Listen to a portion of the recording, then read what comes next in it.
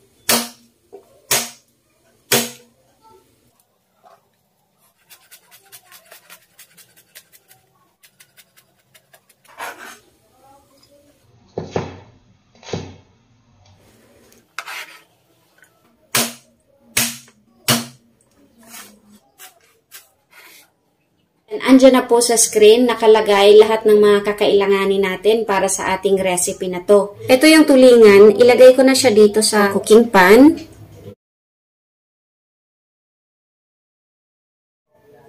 Tapos yung ibang ginger, ipapasok ko po sa tiyan ng isda. Yan po yung mag-aalis ng lansa. Yan. Tapos ilagay na po natin lahat. Ito yung bawang. Ito po yung sibuyas. Ayan. Yung ground black pepper.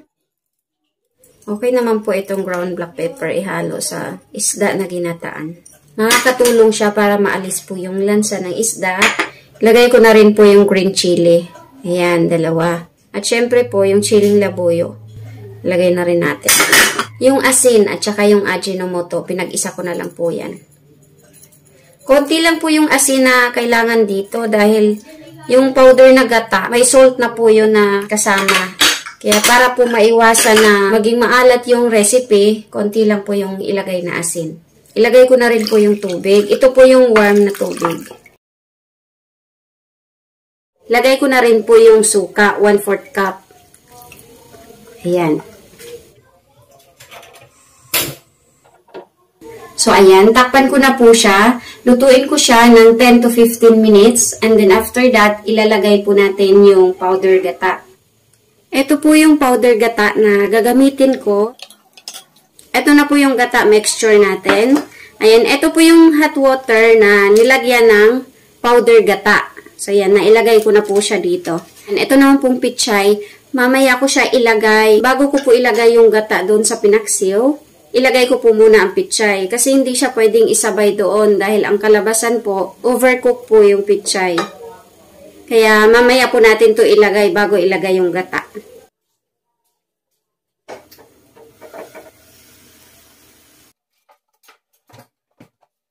Ito na po yung paksiw. Man lang muna natin. Sarap.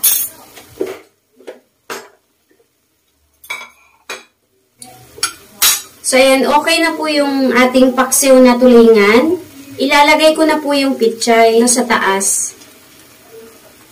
Ayan.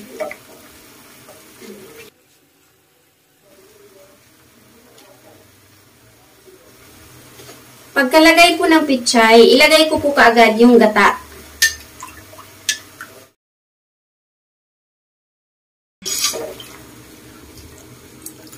Ayan.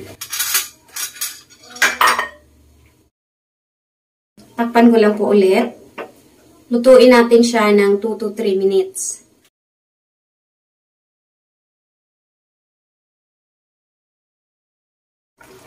So, ayan. Okay na po ito. Turn off ko na po yung apoy. Dahil luto na yung ginataan nating tulingan. Tikman muna natin, ha?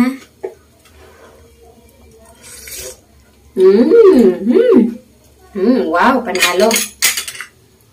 Napakasakto ng lasa. Kung gusto nyo pong matikman yung ganitong lasa ng ginataang tulingan, gayahin nyo po lahat ng sukat ng mga sangkap na ginamit ko dito.